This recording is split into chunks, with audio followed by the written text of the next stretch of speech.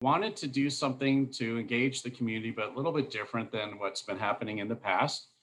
And we thought it'd be fun to try out a happy hour type event. So this is part happy hour, part mixer, part community informational event. Right off the bat, I wanted to share, I'm sure everyone has been following the election, and I'm not going to go into it, but I did want to share one good piece of information that the board of directors felt very strongly about. And that was the passing of Measure D20 last night, which was fantastic for the city, for our public safety, men and women. It passed with about 60% of the voters. So that is fantastic. And that will inject over $4 million into our public safety fund and utilized for other funds that will be determined by the public through a series of hearings that I think are going to kick off in about April next year. So anyway, that was exciting for the chamber, and it was a great win for the city. A few housekeeping items. The bathrooms are there over to the left. I wanted to let everyone know that the speaker, whoever is speaking, will be recorded. So even though you may be muted, or even if you're not muted, if you sneeze, you will go live, and it will be on Facebook forever for everyone to know that you sneeze. So just be aware of that. Like I said, this will be on Facebook Live so that it can be revisited and rewatched, or portions can be clipped and reused in other social media platforms as you see fit if necessary. We have our chat available. It will be on for, I believe, the majority of the time, if not the whole time. We've already posted our program for the day, so you can follow along just like that. And for the people who are speaking, and Eric, that includes you, we are on a 1 hour time frame here. And so I want to keep us on track. So if I see you getting close to your time limit, I'll be holding up our handy dandy little chamber card, and that gives you about 30 seconds to wrap up. One final thing we wanted to do before we get into the program is we thought that this would be fun to have everyone hold up their cocktail or their nachos and take a virtual screenshot for our future events. So if you wouldn't mind holding up your drink, and it's going to take just a second for Madison to get a screenshot and a picture of everyone smiling. Please do that now, or hold up whatever glass you've got around with you, and say cheers to the camera. Cheers. Cheers. And Madison, just let us know when you've captured that. All right, we are good to go. Thanks.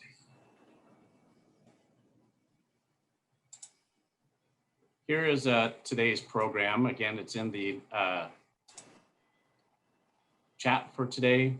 We are going to kick off our program with an overview from Central Coast Distillery, who's going to be talking about the fantastic distillery or cocktail kits that were made available today. We'll have a brief 10-minute networking session. I'm going to give a few updates, chamber updates, and then we're going to have a really cool presentation about how to get to orange on our color wheel of COVID. We're in red. We're in red right now. So how do we get to orange, which is very apropos for Atascadero being the orange city with the Greyhounds, and our chamber, my chamber wall behind me is orange. So we want to definitely get there. We have a business highlight. We're going to be highlighting Angela Cisneros Jewelry Concierge, and we have a fun little video to show of that. We're going to highlight SCORE as our nonprofit. We'll have an update on our co-working space called Bridgeworks, and then just a few closing comments. So Eric, if you're ready, if you wouldn't mind taking over and talking about some of your spirits and what's in people's kits today? You got it. I just want to thank you, Josh, for organizing all this and coming by the distillery, making this happen for us. I think it's such a cool project. My pleasure. Thank you. Thank you very much. It's our pleasure. Well, some of you got our honey vodka, our vodka drinks.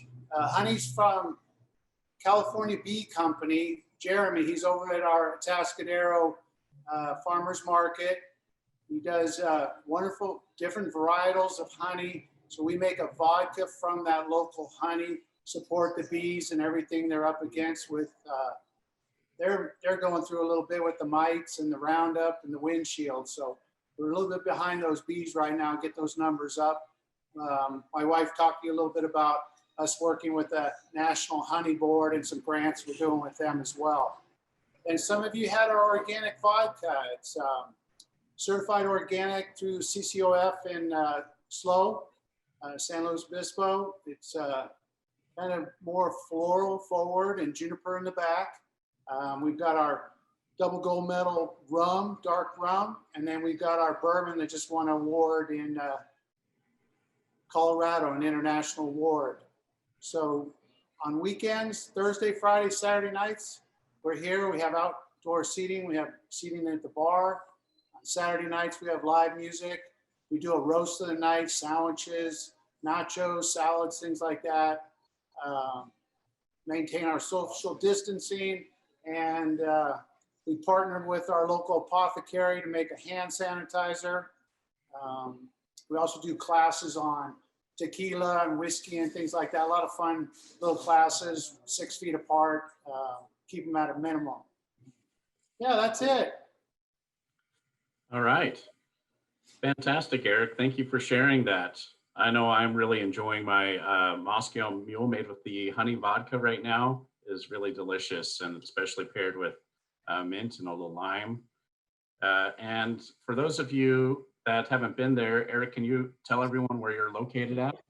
We're at 5804 Traffic Way, right across the street from the Pilates, 100 yards down from our local great fire department, and same street as the Carlton Hotel. Traffic Way, we have a record store here. If any of you like old vinyls, we have a really craft beer, I guess it's a beer lounge, racketeer room. We have a nice wine bar, and then just recently we have a sushi bar that came in just on the back here. It's just wonderful sushi, really fresh, really healthy. Great families running it. They're super busy, so come on down, have a drink, and we can eat some sushi right outside. And had the sales lady come in from Spectrum today. She signed me up for some TV outside, so we'll have the ball game on Sundays. It sounds like a party there. And I also just like to point out that we are really liking your labels too. They really complement our Atascadero orange colors very, very nicely on the PowerPoint. Go Greyhounds. Yeah. Well, thank you. I appreciate it, Josh. They were done by Mark Oliver, who's out of Solvang. He recently did the label for the 7-Up. So if you see the new design on the 7-Up can, 7-Up bottle, that's a Mark Oliver. Very nice. Thank you again. My pleasure. Thank you for everything. I'd love to see everybody come down. It's great seeing everybody, meeting new people. Look forward to seeing you again, Josh. Will do. We'll see you soon. Thank you. Thank you. All right, Madison, you want to kick us off here? I guess I'll explain what's going to happen first.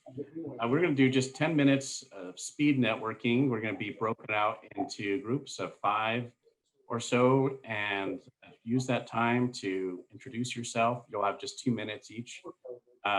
Describe up to 3 things about your business or a couple projects you're working on. And you'll just have 10 minutes, and at the end, you'll automatically be kicked out and put back in the group chat. If you haven't done that before, it's easy peasy. So, great. Did we get everyone back? It looks like it. I'm inviting my participants here. Good. Okay, well, I'll just jump right in again for me for the rest of the program, so that's good. I wanted to give 3 quick updates on what the Chamber has been doing kind of behind the scenes and some new programs that we've rolled out. We're having a lot of fun here trying to figure out creative ways to engage the members and all of you to bring you value to your membership and to educate you in ways that you maybe haven't been able to before. So our first program takes place on Monday mornings. It's called Monday Mornings with Josh and Vicky. And this is the time where the two of us talk kind of talk show style about what's happening in our community in the upcoming week. So we are provided with a number of flyers and event notices from different organizations and from the city. And so we kind of roll those out to let everyone know. And then I talk about what the Chamber is doing that coming week as well. So we film those at about 9 on Mondays, and we try to get them by about 10 a.m. So there are already 2 on our website that you can view on our, I forget what we're calling it, but our library of previous videos. So check them out, although the information is stated. So just look for it live. It's also posted on our Facebook page each week. So you can find it on our website or at Atascadero Chamber. And we're having a lot of fun with that. The next is a ongoing program called Workshop Wednesdays. And our goal is to have an educational workshop every Wednesday from 12:30 to 1:30. And initially we partnered with Grow with Google. It's a series of webinars that they have provided to help small businesses overcome common challenges. And it's a great program. We've already rolled out the first 2 Grow with Google webinars, and they're just great programs. So you can visit our website and find out the upcoming schedule. We have them programmed now through mid-January. So check them out, see if there's a topic that appeals to you, and register. It is free registration for our members and only $15 for our future members.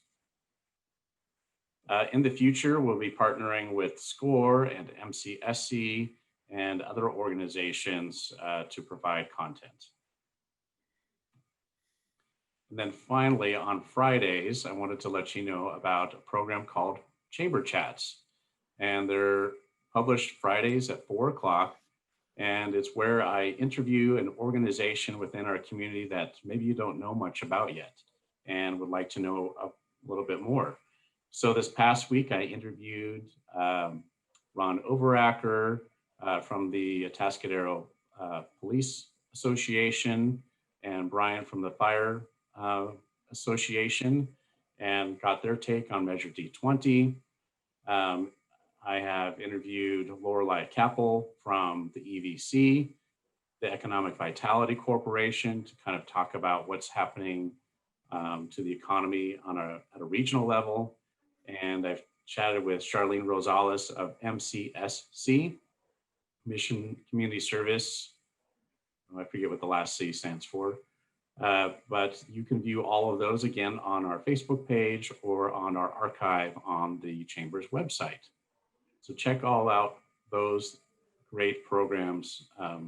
And I think that you'll find something new to learn every week. And that's our goal. The virtual library. Thank you. That's the correct term.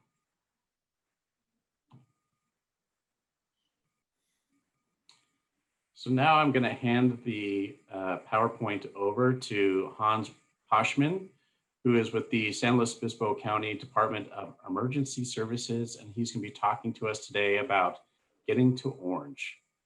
So Hans, I'll stop sharing and hand it over to you. Hi, everybody.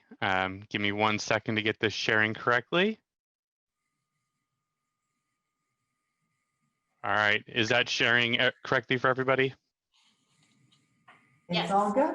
Yeah. Perfect. That's just wanted to make sure before I start talking through it all. All right.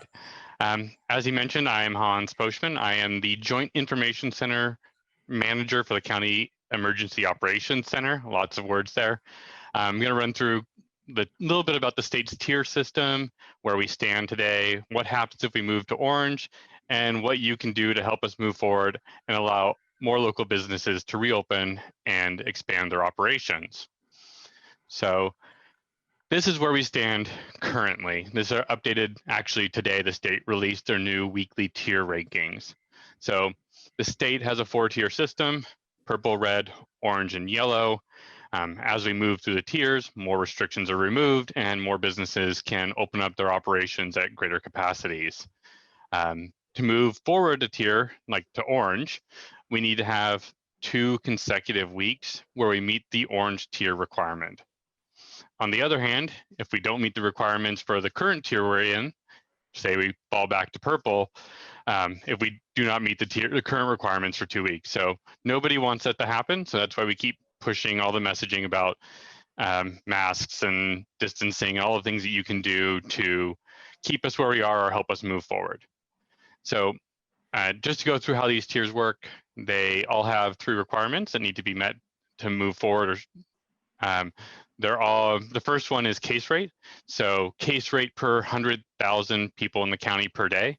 So for this year, this last week, we had 6.1 cases per 100,000, but the state has an adjustment factor for high testing levels, and they actually credited us at 4.1 cases per 100,000, which you can see just keeps us in the red tier. The second and third metric are all based on positivity rate. So the positivity rate metric was actually pretty good for us this week. So in the past weeks, we've always been in orange for our positivity rate, but the big change for us this actually found out today is that both of our positivity rates are in the yellow tier. What is really amazing about this and really exciting, and I didn't even know this when I was talking to Josh and Terry yesterday about this presentation, is that we're going to make the yellow tier, is if we can do this, if we can stay in the positivity rate of the yellow tier for another week, we actually get to move forward faster. So the state has an acceleration method based on positivity rates, specifically around the health equity metric. And I'm going to talk a little bit about that in a second. So the health equity metric. So what is it? It's designed to ensure that the test positivity rates in the most disadvantaged neighborhoods, referred to as the health equity quartile of the Healthy Places Index, do not significantly lag behind the rest of the county as a whole. It's based on California's Healthy Places Index, and it's a composite measure of socioeconomic opportunity applied to census tracts, and it includes 25 individual indicators across economic, social, education, transportation, housing, environment, and other neighborhood sectors. So it's kind of a comprehensive thing. It's been around for a while. It was not something they developed for COVID, but it is what they're using to identify places that typically have lower health outcomes and making sure that those parts of our community aren't falling behind. So just so everybody knows, these health targeted census tracts are spread across the county. There's some in South County, there's some in SLO, there's some in North County, there's I believe some on the coast as well. As part of this plan, we do targeted outreach. So something I've been working with Terry on at the city is farm worker outreach, making sure we're getting educational materials out to them, helping ensure access to testing, making sure they have access to masks.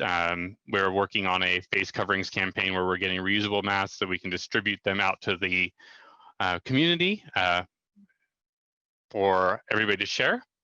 I know Terry might be able to share a little bit more about how you can help make some masks. I believe she has some kits available for mask making if you feel like sewing. So now we'll talk about what is the difference between red and orange? So everybody's kind of familiar, probably by now we've been in red for about a month, a little bit more than a month. So right now, a lot of our capacities are limited to 25%. The next tier would allow us to do 50% capacity indoors at movie theaters such as Galaxy, places of worship, museums and zoos such as the Charles Paddock Zoo, and restaurants. So the increase in capacity is the big change when you go from red to orange. There's a few other things that will probably interest a few people on this call, including bars and breweries. So this actually allows bars and breweries that don't have food to actually open and operate. That's something that is currently not allowed. If you don't serve food, you're not supposed to be opened. Wineries would be allowed to have some indoor operations, which is also a big change. There's also increasing capacity for retail shopping. Gyms can go from 10% to 25%. And then a few other things like card rooms and live audience sports or amusement parks can reopen with outdoor or other measures. So those are some of the new changes. I think bars and breweries, wineries, gyms are some of the bigger ones for our community. Obviously, movie theaters, zoos, restaurants, those are kind of a big change for our community, would be really great. Now, you're probably thinking, great, let's move forward today. How can we get to orange and help my neighbors and fellow business owners open up?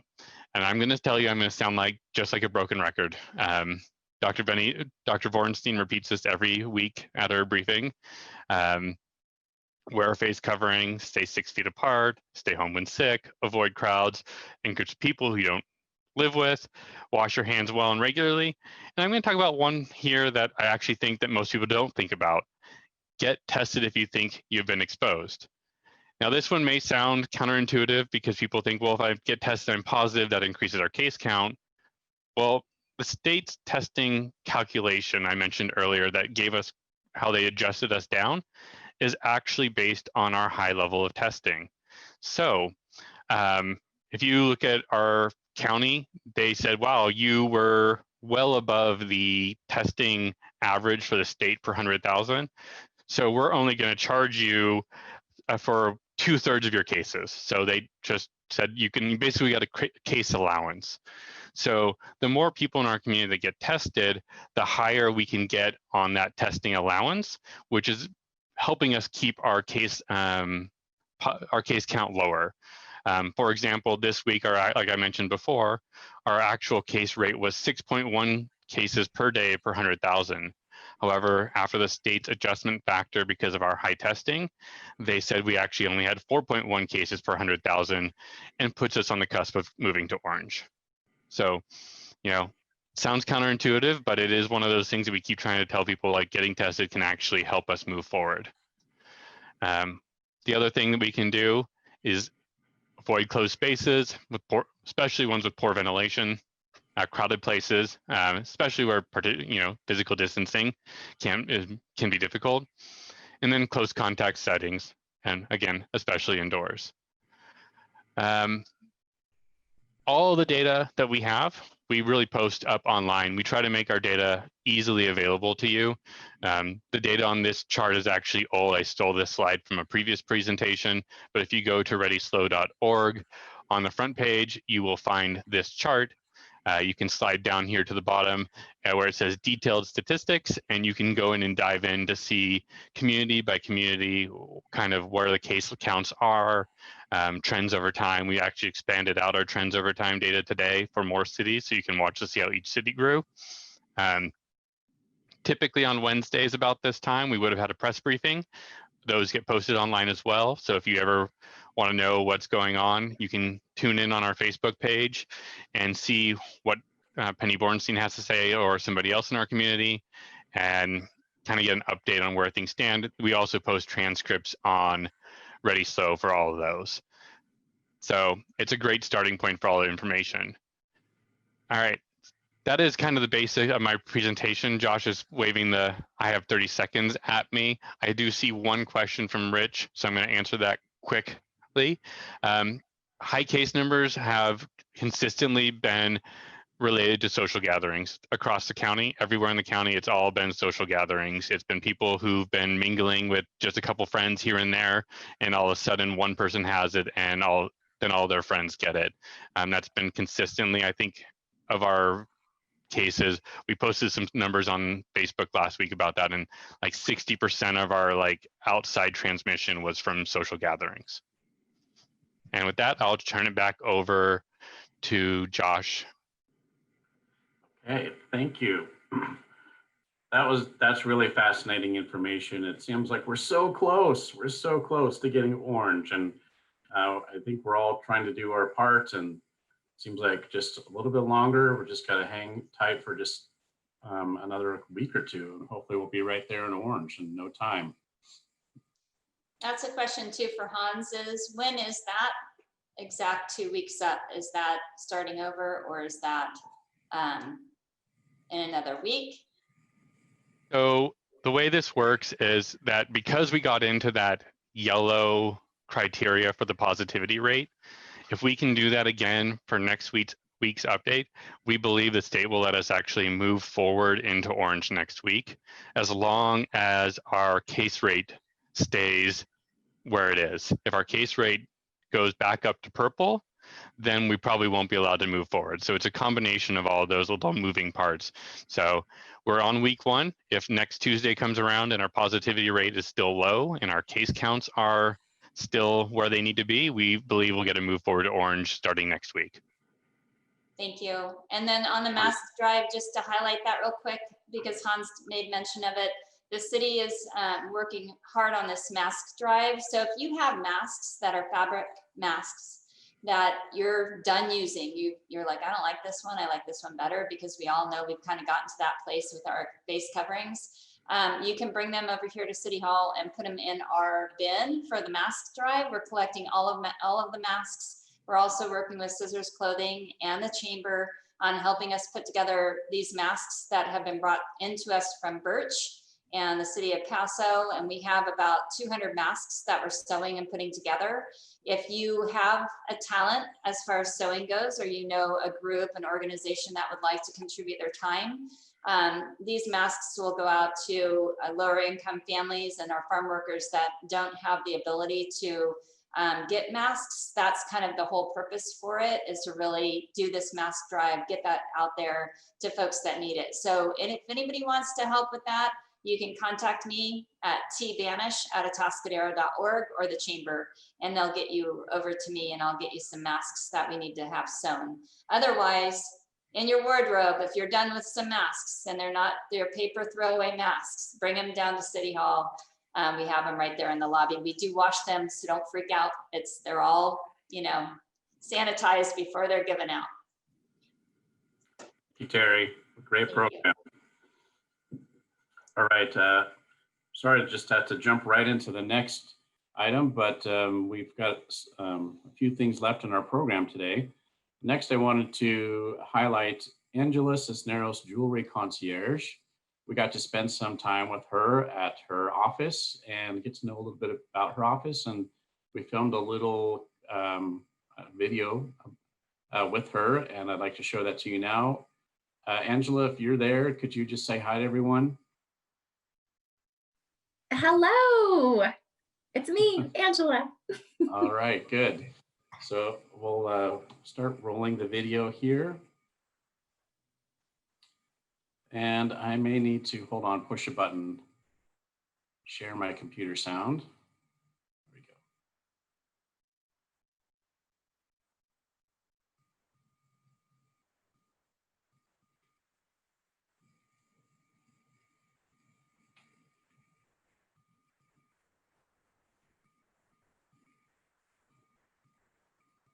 Come on.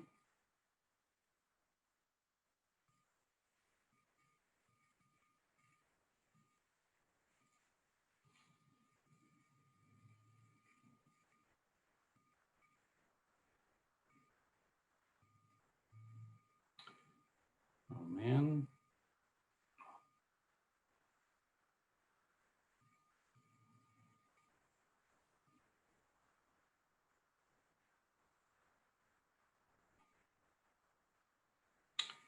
Well, let me try, sorry about this. Let me try doing one more thing, saving it to my desktop.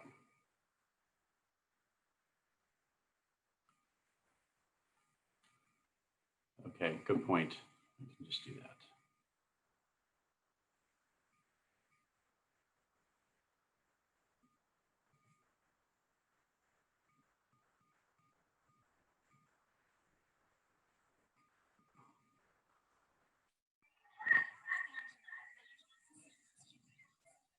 Welcome to. Okay. I think we'll just try it this way. Hi, I'm Angela of Angela Cisneros Jewelry Concierge. Welcome to my showroom. Let's go inside and check it out. As you can see, this is not a typical jewelry showroom. So when my clients come in, I like to bring them over to my couch where we can sit down and be comfortable, and I can really listen to their needs and find out exactly what they're looking for. We can talk it over with a glass of wine or a cup of hot tea. My clients have been married. I've helped many men, and I've also helped many women come up with something very special for their loved one.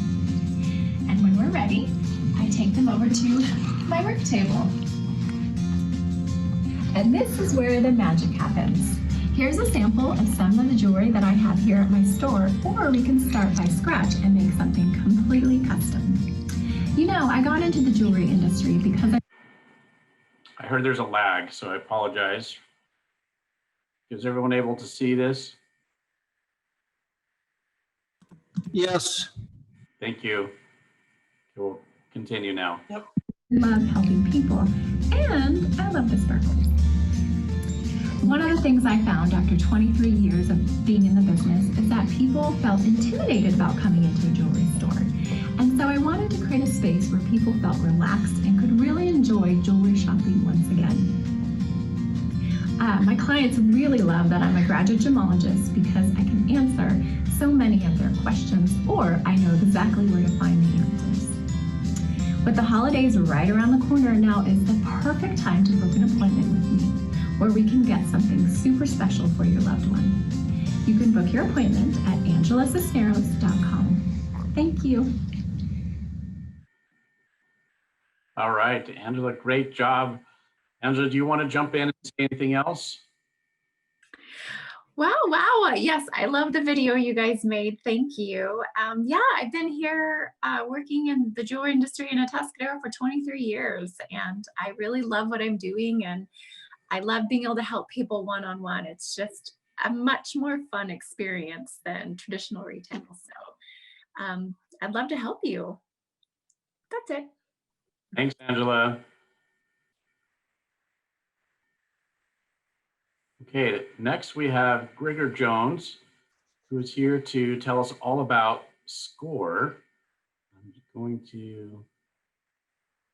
All right. Hi, Grigor. Hi, everyone. Let me just tell you a little bit about myself. I practiced law for about 32 years, and when I retired, well, I had a lot of boards and foundations I served on and started. I missed the dealing with people in business, and I was a business lawyer and litigator. And I happened to run into one of the business fairs that Atascadero Chamber had put on, and there was a gentleman there who had been with SCORE for years, had been in business, one of the largest RV dealers in the Bay Area, also CPA. And I was fascinated with that. SCORE, as I learned, was an organization and is an organization of about 12,000 volunteers. Their services are free.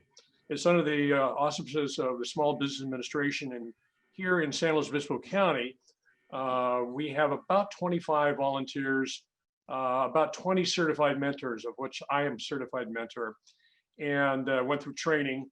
Even though I was a practicing attorney, sometimes you forget to listen, and you forget to really be a mentor as opposed to being a professional who's charging for a fee for service. So what does SCORE do? We provide services for all types of businesses, startups, ongoing businesses. We do it through one-on-one mentoring. It's usually we have two mentors. We used to do it in person down at the chamber office. There was an office right next to the co-working space, the Bridgeworks, that PG&E gave us a grant to start up the SCORE headquarters there. And obviously we can't do it until we get freed up. But that's usually the best method is one-on-one with a client. Sometimes the Zoom, you lose a little bit of things, and sometimes the clients don't take it quite so seriously as to what service we're providing. What the service we're providing are to any business, however it's set up, however it's occupied, however it wants to do it. And we're very qualified to do it because we come from all walks of life, and we can pair up mentors from that kind of business, from food service to bricks and mortar type businesses, to professional services. I have a client who is an attorney startup, and the person wanted to get more clients and wasn't sure how to do it. And so we provided that client with the means of doing it through social media and for marketing. And we used to provide in-person seminars. Now we have everything online, and we have a lot of information online. And so what we do is we tell anybody who's interested to go to sanluisobispo.score.org, check us out.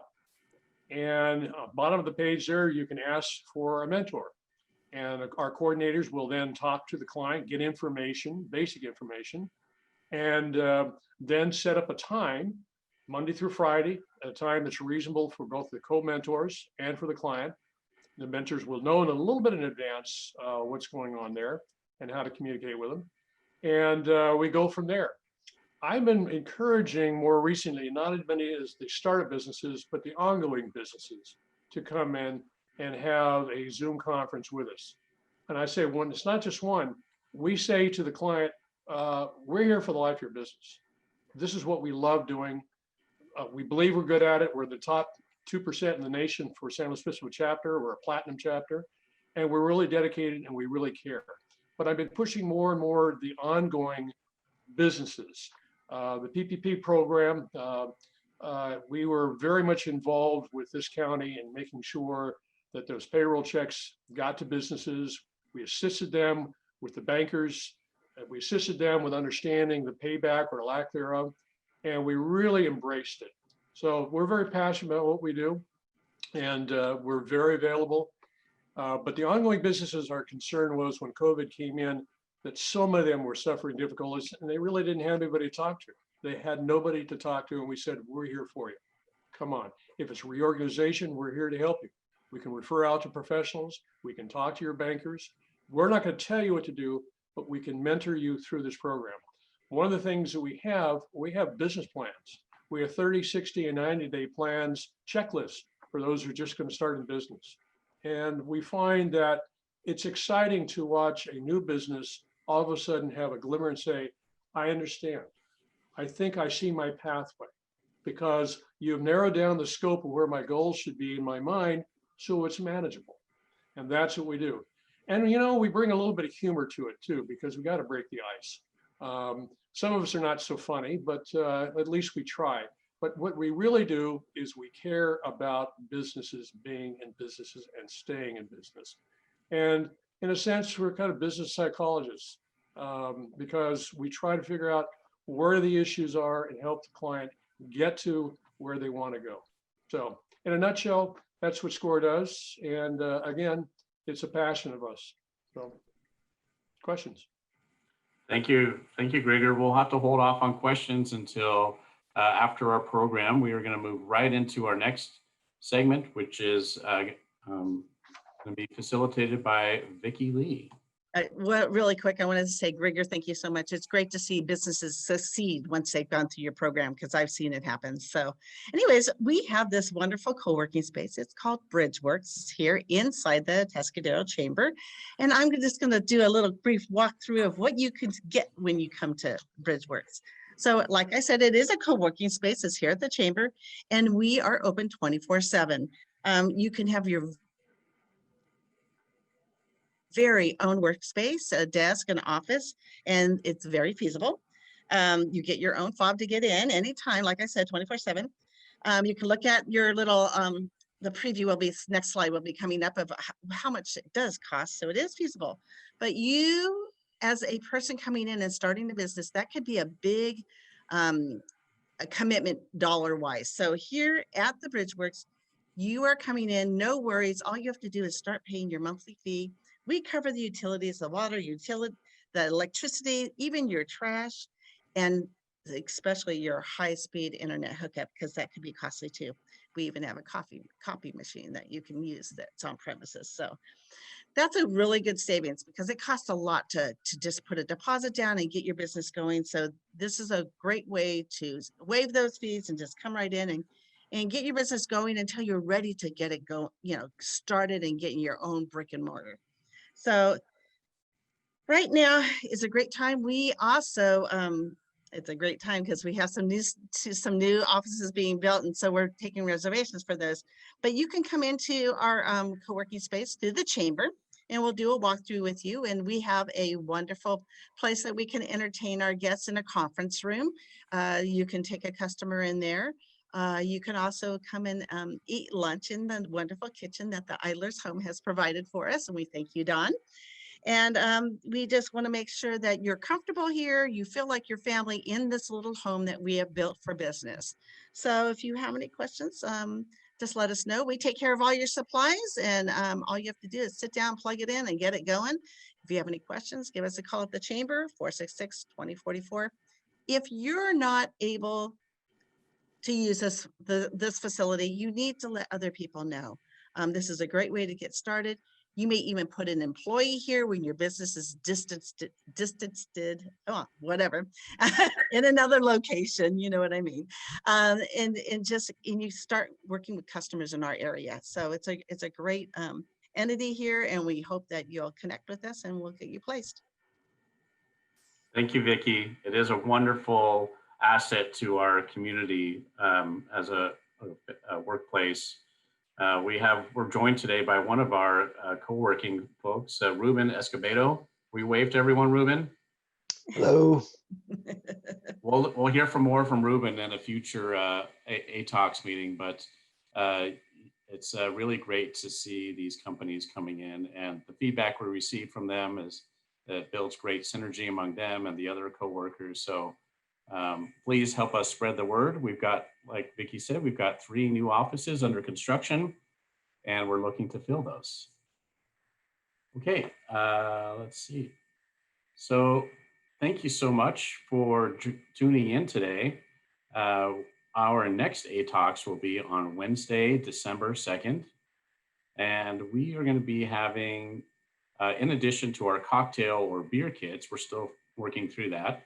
We're going to have holiday cookie kits for pre-purchase as well. You can purchase, I think it's 12 sugar cookies, some frosting, and some sprinkles, and take them home and decorate themselves or with your kids or with your friends. It should be fun.